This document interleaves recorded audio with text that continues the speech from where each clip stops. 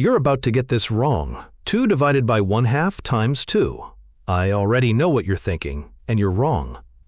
Most people see this and think, okay, 2 divided by 1/2 is 1, then 1 times 2 is 2. Easy, right? The answer must be 2.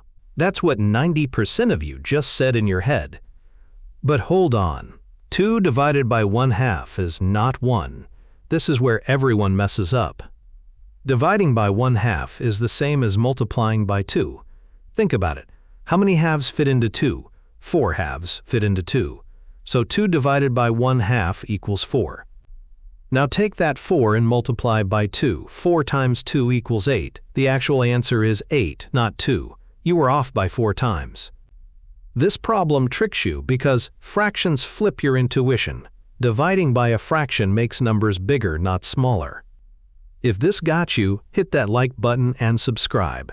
I'll keep serving up these mind-bending problems that make you realize math isn't as simple as you thought.